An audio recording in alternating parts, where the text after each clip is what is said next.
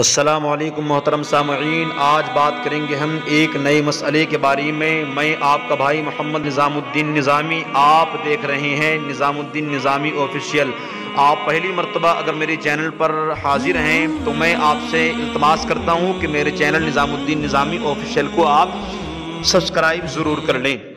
آئیے جانتے ہیں ہم ایک نئے مسئلے کے بارے میں کہ تکبیر تشریق کب سے کب تک پڑھنی چاہیے اور کب سے شروع ہوتی ہے اور کب ختم ہوتی ہے۔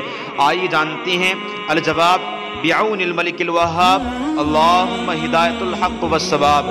دیکھیے محترم سامعین و ناظرین، تکبیر تشریق 9 ذوالحجہ کی فجر سے 13ویں ذوالحجہ کی عصر تک پڑھنے کا حکم ہے، جیسا کہ حضور صدر الشریعہ بدر الطریقہ علیہ الرحمہ ارشاد فرماتے ہیں کہ 9 ذوالحجہ کی فجر سے 13ویں کی عصر تک ہر نماز فرض پنجگانہ کے بعد جو جماعت مستحبہ کے ساتھ ادا کی گئی، ایک بار تکبیر بلند آواز سے کہنا واجب ہے اور 3 بار افضل، اسے تکبیر تشریق کہتے ہیں، اور وہ یہ ہے اللہ اکبر لا الہ الا اللہ واللہ اکبر وللہ الحمد۔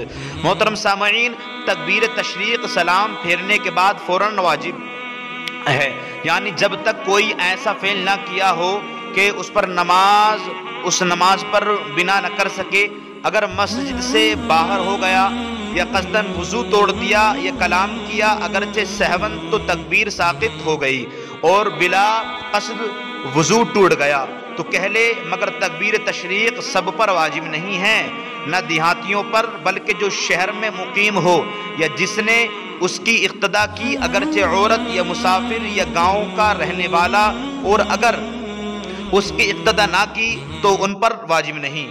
یوں ہی نفل پڑھنے والے نے فرض والے کی اقتدا کی تو امام کی پیروی میں اس مقتدی پر بھی واجب ہے، اگرچہ امام کے ساتھ اس نے فرض نہ پڑھے، اور مقیم نے مسافر کی اقتدا کی تو مقیم پر واجب ہے، اگرچہ امام پر واجب نہیں۔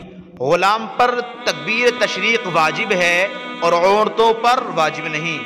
محترم سامعین، اگرچہ جماعت سے نماز پڑھیں، ہاں اگر مرد کے پیچھے عورت نے پڑھی اور امام نے اس کی امام ہونے کی نیت کی تو عورت پر بھی واجب ہے، مگر عورت کے لیے بہتر یہ ہے، آسان طریقہ یہ ہے کہ وہ آہستہ کہہ لے۔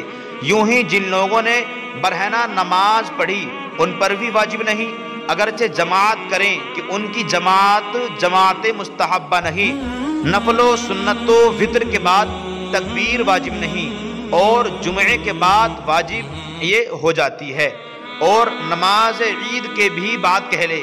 مسبوق لاحق پر تکبیر واجب ہے، مگر جب خود سلام پھیرے تو اس وقت کہیں، اور امام کے ساتھ کہہ لی تو امام اس وقت کہہ لی تو نماز فاسد نہ ہوئی، اور نماز ختم کرنے کے بعد تکبیر کا اعادہ بھی نہیں، اور دنوں میں نماز قضا ہو گئی تھی، ایام تشریق میں اس کی قضا پڑی تو تکبیر واجب نہیں۔ یوں ہی ان دنوں کی نمازیں اور دنوں میں پڑھی جب بھی تکبیر واجب نہیں۔